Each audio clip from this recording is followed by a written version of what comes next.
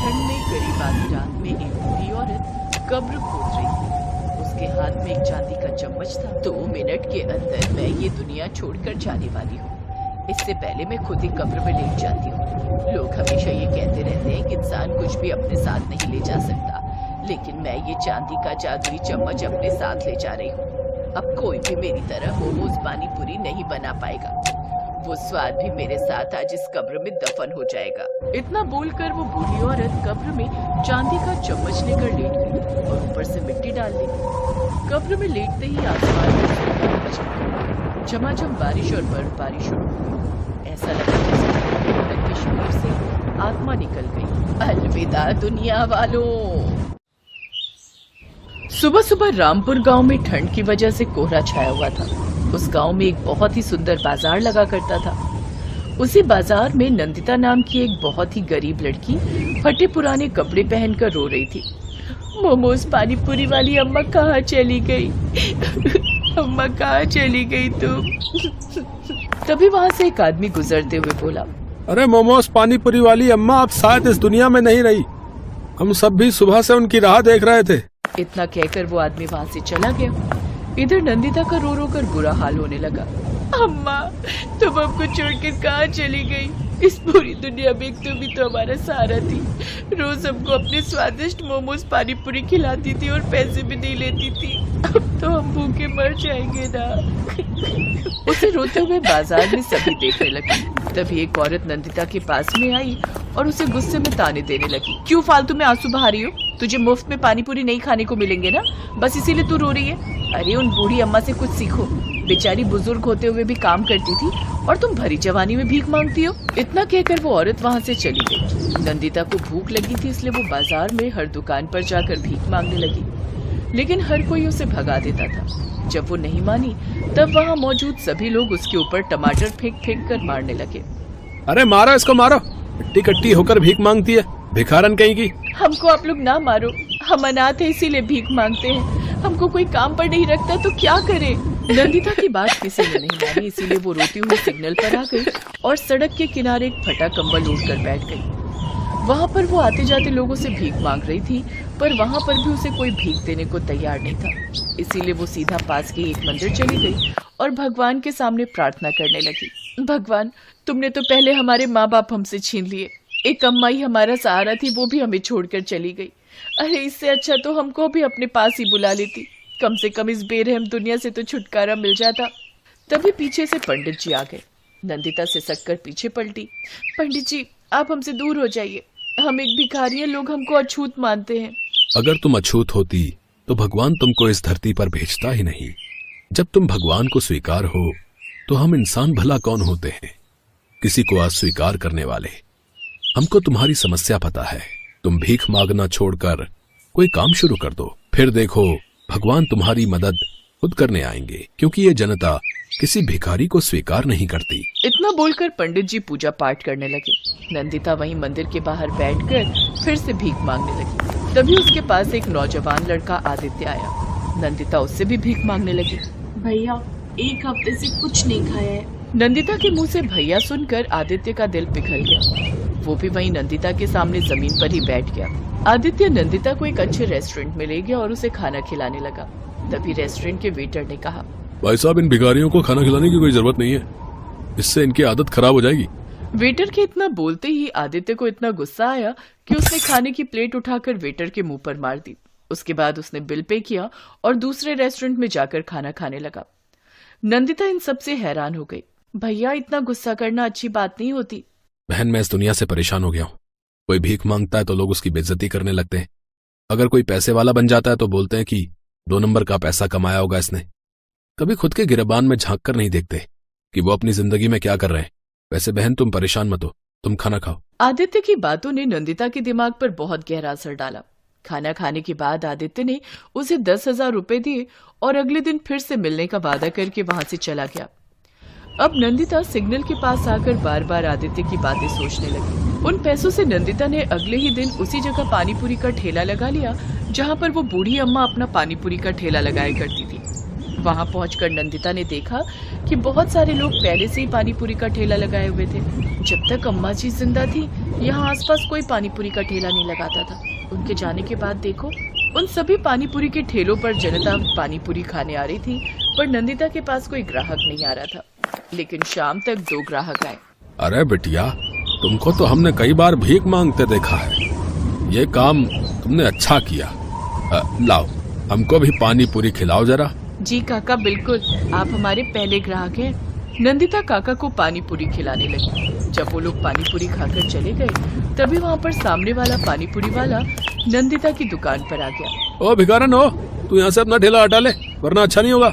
जब हम आपको नहीं रोक रहे हैं तो आप कौन होते हैं हमें रोकने वाले? ये जमीन आपके पिताजी की है क्या? दो कौड़ी की भिखारन है।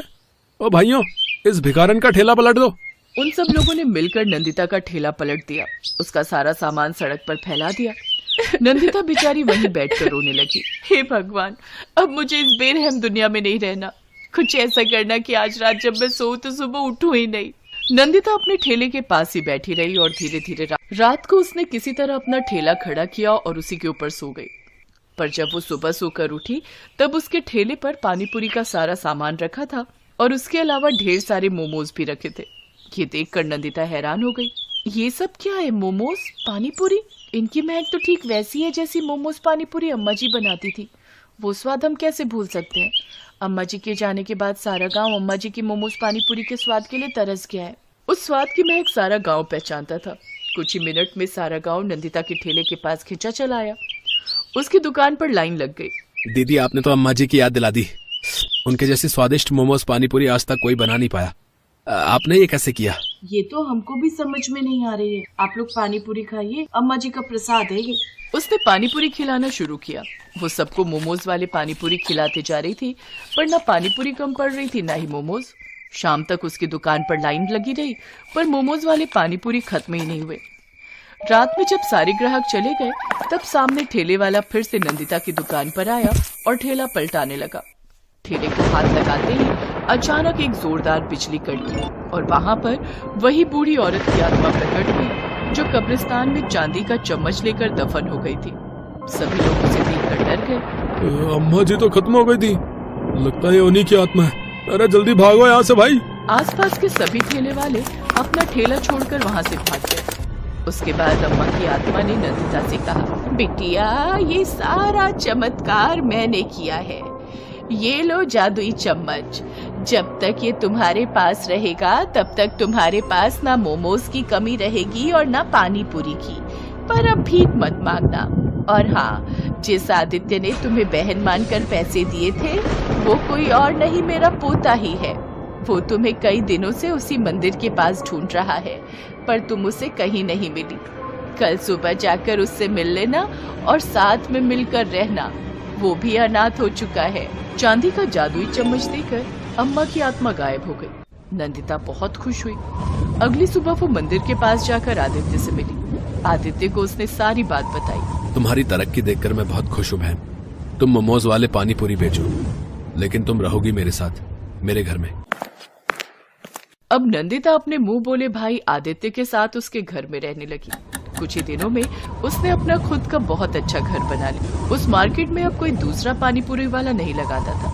नंदिता खुशी खुशी अपनी जिंदगी बिताने लगी।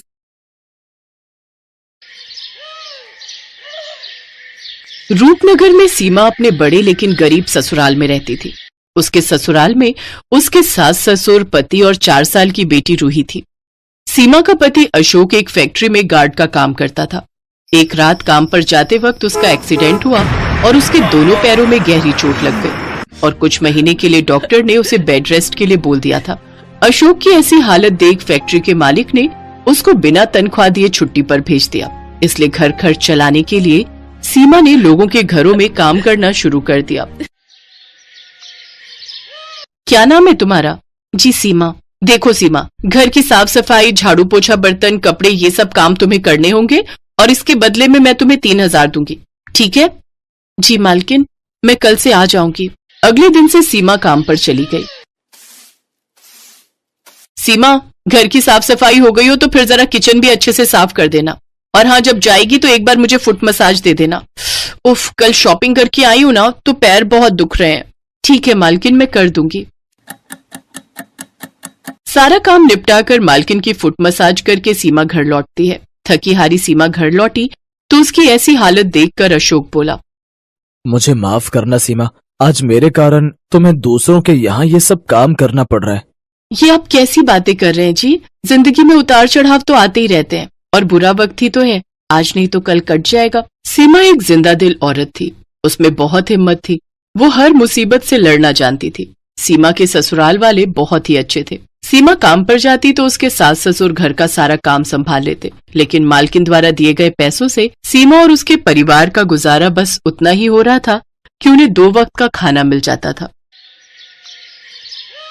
सीमा अपनी मालकिन रश्मिका के घर के सारे काम करती। कभी कभी अगर खाना बनाने वाली नहीं आती तो सीमा खाना भी बना देती। अरे वाह सीमा, तुम तो बहुत बढ़िया खाना बना लेती हो। जी मालकिन, मुझे सब कुछ बनाना आता है, इडली, सांभर, नूडल्स, मोमोज। अरे वाह, फिर तो तुम बड़ी ही टैलेंटेड हो।